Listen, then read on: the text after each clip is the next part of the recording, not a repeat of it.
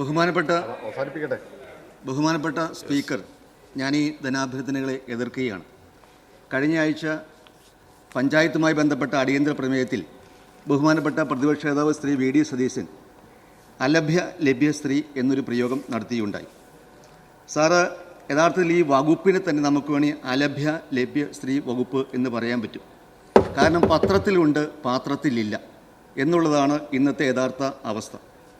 Sir, ഞാൻ 2010-15 കാലഘട്ടത്തിൽ ജില്ലാ പഞ്ചായത്ത് പ്രസിഡൻ്റായി പ്രവർത്തിച്ച ഒരു വ്യക്തിയാണ്. 2011 മുതൽ 16 വരെ അന്നത്തെ മുഖ്യമന്ത്രി ബഹുമാനപ്പെട്ട ശ്രീ ഉമ്മൻചാണ്ടി സാറ്, അതുപോലെ തന്നെ ജില്ലയുടെ ചാർജുള്ള ശ്രീ കെ ബാബു മന്ത്രി, എക്സൈസ് വകുപ്പ് മന്ത്രി ഇവിടെയുണ്ട്. അന്നൊക്കെ ഒട്ടേറെ കാര്യങ്ങൾ ഈ പഞ്ചായത്തുമായി ബന്ധപ്പെട്ട് നമുക്ക് ചെയ്യാൻ കഴിയുമായിരുന്നു. ഇന്ന് ജനങ്ങൾ പഞ്ചായത്തിൽ പോകുന്നത് എന്തിനാണ്, അല്ലെങ്കിൽ സ്വയംഭരണ സ്ഥാപനത്തിൽ പോകുന്നത് എന്തിനാണ്? ജനനവും മരണവും രജിസ്റ്റർ ചെയ്യാൻ വേണ്ടി മാത്രമല്ലാതെ മറ്റൊരു കാര്യത്തിനും പോകുന്നില്ല. സർ, പഞ്ചായത്തുകളുടെ റോഡുകളെല്ലാം മോശപ്പെട്ട അവസ്ഥയിലാണ്. മെമ്പർമാരെല്ലാം വിളിക്കുന്നത് MLA-മാരെയാണ്. MLA-മാരെ ആസ്തി വികസന ഫണ്ട് പഞ്ചായത്തുകൾക്ക് റോഡ് പണിയാൻ കൊടുക്കരുത് എന്ന പുതിയ നിയമം വന്നു. നമുക്ക് ഒന്നും ചെയ്യാൻ പറ്റാത്ത സാഹചര്യമാണ്. മാർച്ച് 31 അർദ്ധരാത്രി വരെ ട്രഷറി പ്രവർത്തിക്കുമായിരുന്നു. ഞാൻ ഏപ്രിൽ 1 പോലും ചെക്ക് ഒപ്പിട്ട് കൊടുത്തിട്ടുണ്ട്, ഇല്ലെൻ്റെ ഒപ്പിട്ട് കൊടുത്തിട്ടുണ്ട്. സാർ, അങ്ങനെ കൂടുതൽ ഫണ്ട് ചിലവഴിക്കപ്പെടാൻ പറ്റുമായിരുന്നു. ചിലവഴിക്കാത്ത ഫണ്ട് ക്യാരി ഫോർവേഡ് ചെയ്ത് അടുത്ത വർഷം ചിലവഴിക്കാമായിരുന്നു. പുതിയ വർഷത്തെ ഫണ്ട് കൂടുതലായി കിട്ടുമായിരുന്നു. സാർ, അതെല്ലാം ഇപ്പോൾ പഞ്ചായത്ത് മെമ്പർമാർ പറയുന്നത് എന്താ പറയുക, അതെല്ലാം എൻ്റെ പഴയ കാലം, എൻ്റെ രാജേഷേ എന്നുള്ളതാണ് പഞ്ചായത്തിലെ മെമ്പർമാരെല്ലാം പറയുന്നത്. സാറ്, പക്ഷെ നിങ്ങൾ എല്ലാത്തിനും മേനി നടിക്കുന്നു. അത് കൊട്ട് ചെണ്ടയ്ക്കും കാശ് മാരാർക്കും എന്ന് പറയുന്ന പോലെയാണ് പഞ്ചായത്തുകളുടെ സ്വയംഭരണ സ്ഥാപനങ്ങളുടെ അവസ്ഥ. എല്ലാം പഞ്ചായത്തുകളുടെ ഉത്തരവാദിത്വം പറയുന്നത്. നിങ്ങൾ കോവിഡ് കാലഘട്ടത്തിൽ എത്രയോ ഓർഡറുകൾ ഇറക്കി, അന്ന് പറഞ്ഞ സ്വയംഭരണ സ്ഥാപനങ്ങൾക്ക് എല്ലാം നടത്താം. കോവിഡ് കാലഘട്ടത്തിൽ ചെയ്തതെല്ലാം പഞ്ചായത്ത്, അതിൻ്റെ ഫണ്ട് കൊടുത്തില്ല, അതിൻ്റെ ക്രെഡിറ്റ് നിങ്ങൾ അടിച്ചു മാറ്റിയെടുത്തു. അപ്പോൾ സ്വയംഭരണ സ്ഥാപനങ്ങളെ കൈയൊഴിയുന്ന ഒരു അവസ്ഥയാണ് ഈ സംസ്ഥാന ഗവൺമെൻറ്റിലുള്ളത്. സാർ, അതോടൊപ്പം തന്നെ നിങ്ങൾക്കറിയാം, ലൈഫ് ഭവന പദ്ധതി പണം കൊടുക്കാതെ നിങ്ങൾ അതിൻ്റെ മേനിയെല്ലാം അടിച്ചെടുക്കുന്നു. സാർ, എല്ലാ കാലഘട്ടത്തിലും നിങ്ങൾ ഇങ്ങനെ തന്നെ മുന്നോട്ട് പോവുക. നിങ്ങളുടെ ഒരു മുദ്രാവാക്യമുണ്ട്, കാലച്ച കേൾക്കവേ വാതിൽ തുറക്കുമെന്ന് പറഞ്ഞ നിങ്ങൾ ഇപ്പോൾ പാർട്ടി മുതലാളിമാരായി സുഖലോലവരായി മാറി എന്നുള്ളത് സത്യം നിങ്ങൾ തന്നെ പറഞ്ഞ കാര്യമാണ്. സാറ്, ഞാൻ അതിലേക്കൊന്നും കടന്നു പോകുന്നില്ല. ഇന്നലെ വനംവകുപ്പ് മന്ത്രി പറഞ്ഞല്ലോ, ഞാൻ രാജിവെച്ചാൽ വനം വകുപ്പ് നന്നാകുമോ എന്നുള്ളതാണ് വനംവകുപ്പ് മന്ത്രി പറഞ്ഞത്. പക്ഷേ ഞാൻ പറഞ്ഞു, സാർ, നിങ്ങളെല്ലാം രാജിവെച്ച് കഴിഞ്ഞാൽ ഈ കേരളം രക്ഷപ്പെടുമെന്നാണ് ജനങ്ങൾ പറയുന്നത്. അതിന് കിട്ടിയ അംഗീകാരമാണ് നിങ്ങളുടെ ഈ വർഷത്തെ വോട്ട്. അതൊന്ന് പഠിക്കുന്നത് നന്നായിരിക്കും എന്നാണ് എനിക്ക് സൂചിപ്പിക്കാനുള്ളത്. സാറ്, ഞാൻ ദീർഘമായ കാര്യങ്ങളിലേക്ക് കടന്നു പോകില്ല. പഞ്ചായത്തുമായി ബന്ധപ്പെട്ട് ഒത്തിരി കാര്യങ്ങൾ പറയാൻ കഴിയുമെങ്കിലും സ്വാഭാവികമായിട്ടും നിങ്ങൾക്ക് എല്ലാവർക്കും അറിയാം, സമയത്തിൻ്റെ പരിമിതിയുണ്ട്. സാർ, പെരുമ്പാവൂരിലെ 2 പഞ്ചായത്തുകൾ വളരെ തോതിൽ മഞ്ഞപ്പിത്തം ബാധിച്ചു കിടക്കുകയാണ്.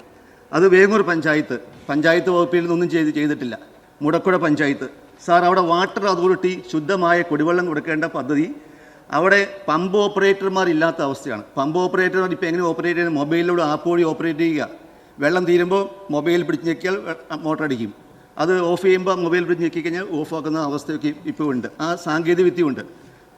വെള്ളം ശുദ്ധീകരിക്കാതെ പഞ്ചായത്തുകളിൽ കുടിവെള്ളം കൊടുക്കുന്ന വാട്ടർ അതോറിറ്റിയുമായി ബന്ധപ്പെട്ട കാര്യങ്ങൾ അങ്ങേക്കറിയാമോ?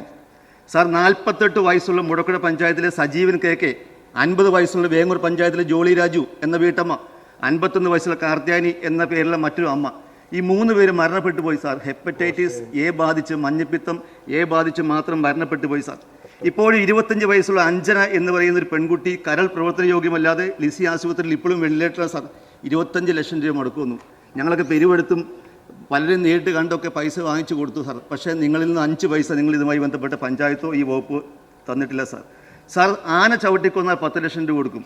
ഇവിടെ വാട്ടർ അതോറിറ്റിയുടെ കുടിവെള്ളം കുടിച്ച് മരണപ്പെട്ടു പോയ ആളുകൾക്കും അതേപോലെ നഷ്ടപരിഹാരം കൊടുക്കാൻ ഈ സർക്കാർ തയ്യാറാകേണ്ടത്. സാർ, 252 പേർക്കാണ് സാർ ഇപ്പോൾ മഞ്ഞപ്പിത്തം ബാധിച്ച് ഇവിടെ വളരെ ഗുരുതര അവസ്ഥയിൽ കിടക്കുന്നത് എന്നുള്ള കാര്യം സാർ പരിശോധിക്കും. ഈ കോളിയ ബാക്ടീരിയ ഇല്ലാത്ത വെള്ളം പഞ്ചായത്തുകളിൽ അല്ലെങ്കിൽ കിട്ടുന്ന അവസ്ഥയില്ല എന്നുള്ള കാര്യം ഞാൻ പറയുന്നു. ഞാൻ അന്ന് വകുപ്പ് മന്ത്രിയോട് നേരിട്ട് പറഞ്ഞു, അവിടെ നിങ്ങൾ വാക്സിൻ നൽകണം. പക്ഷേ നിങ്ങൾ വാക്സിൻ നൽകിയില്ല. സാർ, അങ്ങനെ വളരെ മോശപ്പെട്ട അവസ്ഥയിൽ 2 പഞ്ചായത്തുകൾ മുന്നോട്ട് പോകുന്ന സാഹചര്യം ഇവിടെയുണ്ട് എന്നുള്ളത് ഞാൻ ഈ കാര്യം അഭ്യർത്ഥിക്കുകയാണ്. സാർ, അതുകൊണ്ട് പരമാവധി ഈ വസ്തുതകളെല്ലാം പരിഗണിച്ച് പഞ്ചായത്തുകൾക്ക് വേണ്ട സാമ്പത്തിക സഹായം നൽകാൻ ഈ ഗവൺമെൻറ് കഴിയണമെന്ന കാര്യം കൂടി സൂചിക്കുകയാണ്.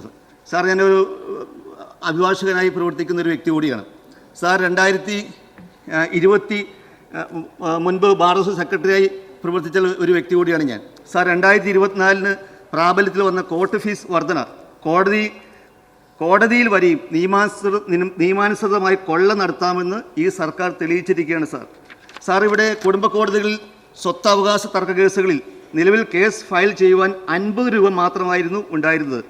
വ്യത്യസ്ത കാറ്റഗറികളിലായി തിരിച്ച് അവകാശ തുക 1 ലക്ഷമാണെങ്കിൽ 200 രൂപയാക്കി വർദ്ധിപ്പിച്ചിരിക്കുകയാണ് സാർ. അപ്പോൾ കോടതിയിൽ പോലും പോകാൻ കഴിയാത്തൊരു സാഹചര്യം നിങ്ങൾ ഉണ്ടാക്കിയിരിക്കുകയാണ്. 5 ലക്ഷം രൂപ വരെയുള്ള അവകാശ കേസുകളിൽ അവകാശ തുകയുടെ 0.5% വർദ്ധിപ്പിച്ചു. എന്ന് പറഞ്ഞാൽ 5 ലക്ഷം മുമ്പ് 2500 5 ലക്ഷത്തിന് മുകളിലുള്ള 2% വർദ്ധിപ്പിച്ചിരിക്കുകയാണ്. അപ്പോൾ ഒരു പാവപ്പെട്ട സ്ത്രീ അല്ലെങ്കിൽ ഒരു സ്ത്രീ വിവാഹം കഴിച്ചതിന് ശേഷം ഉണ്ടാകുന്ന കുടുംബ പ്രശ്നങ്ങൾ കുടുംബ കോടതിയിൽ വന്നു കഴിയുമ്പോൾ ആ സ്ത്രീക്കും അവരുടെ കുഞ്ഞുങ്ങൾക്കും കോടതിയിൽ പോലും പോകാൻ പറ്റാത്ത സാഹചര്യമാണ് സാർ നിങ്ങൾ ഉണ്ടാക്കിയിരിക്കുന്നത്. ഇവിടെ ഒറ്റ നോട്ടത്തിൽ നമുക്ക് ചെറുതാണെന്ന് തോന്നും, പക്ഷേ വലിയ തുകയ്ക്കുള്ള വസ്തുക്കൾ സംബന്ധിച്ച കേസ് കൊടുക്കണമെങ്കിൽ ലക്ഷങ്ങൾ കോടതിയിൽ കെട്ടിവെക്കേണ്ട അവസ്ഥ ഉണ്ടാവുകയാണ് സാർ. അങ്ങനെ വന്നു കഴിയുമ്പോൾ ഈ നീതി തേടി പോകുന്ന ആൾക്ക് നീതി ലഭ്യമല്ലാത്ത ഒരു സാഹചര്യമാണ് ഉണ്ടാവുക. അപ്പോൾ അതുകൊണ്ട് കോടതികളിലൊക്കെ സ്വാഭാവികമായിട്ടും പാവപ്പെട്ട സ്ത്രീകൾക്ക്, കുടുംബപരമായ കേസുള്ള ആളുകൾക്ക്, വസ്തുസംബന്ധമായ തർക്കമുള്ള സ്ത്രീകൾക്കൊക്കെ കോടതിയിൽ പോകണമെങ്കിൽ സ്വാഭാവികമായിട്ടും ഇന്ന് കഴിയില്ലാത്തൊരു സാഹചര്യമുണ്ട് സാർ. ചെക്ക് കേസുമായി ബന്ധപ്പെട്ട കാര്യവും നമുക്ക് എല്ലാവർക്കും നെഗോഷ്യബിൾ ഇൻസ്ട്രുമെൻറ്റ് ആക്ട് പ്രകാരം 10,000 രൂപ വരെയുള്ള ചെക്കുകൾക്ക് 200 രൂപ ഫീസാണ്. അതിന് മുകളിലേക്ക് 5 ലക്ഷം വരെയുള്ളതിന് 3 ലക്ഷം രൂപ വരെയുള്ള കേസുകൾക്ക് 5 ലക്ഷം രൂപ കെട്ടിവെക്കേണ്ട അവസ്ഥയാണ്. അതിന് മുകളിലേക്കുള്ളത് ലക്ഷങ്ങൾ വരെ കെട്ടിവെക്കേണ്ട അവസ്ഥയാണ്. അപ്പോൾ ചെക്ക് കേസിലൊക്കെ പറ്റിക്കപ്പെടുന്ന ആളുകൾക്ക് കോടതിയിൽ പോകാൻ പറ്റാത്ത സാഹചര്യം സാറ് ഇതിൽ നല്ല ഗുണ്ടകളാണ് സാറ്, ഇതിൽ നല്ല ഗുണ്ടകളാണ്. കോടതി ഇങ്ങനെ പെരുമാറിക്കഴിഞ്ഞാൽ ഏതെങ്കിലും ഗുണ്ടകൾക്കൊരു ഫുള്ള് വാങ്ങിച്ചു കൊടുത്താൽ അവൻ ഈ പൈസ നമുക്ക് തിരിച്ചു വാങ്ങിച്ചു തരും. അപ്പോൾ കോടതിയിൽ പോലും പോകാൻ പറ്റാത്തൊരു സാഹചര്യം സൃഷ്ടിച്ച ഈ ഗവൺമെൻറ്റിൻ്റെ അവസ്ഥ എന്താണ് സാർ? നിങ്ങളിത് കൊള്ളക്കാരാണ് എന്നുള്ളതാണ് യഥാർത്ഥ വസ്തുത. അതുകൊണ്ട് ഈ ഗവൺമെൻറ് സ്വാഭാവികമായിട്ടും ഇത്തരം കൊള്ള അവസാനിപ്പിച്ച് ജനങ്ങളെ സഹായിക്കുന്ന നടപടികളുമായി മുന്നോട്ട് പോകണം എന്നുള്ളതാണ് എൻ്റെ വിനീതമായ അഭ്യർത്ഥന സാർ. അതുകൊണ്ട് തന്നെ എല്ലാ അർത്ഥത്തിലും ഞാൻ ഈ ധനാഭ്യർത്ഥനകളെ ഒന്നുകൂടി ശക്തമായി എതിർക്കുന്നു സാർ.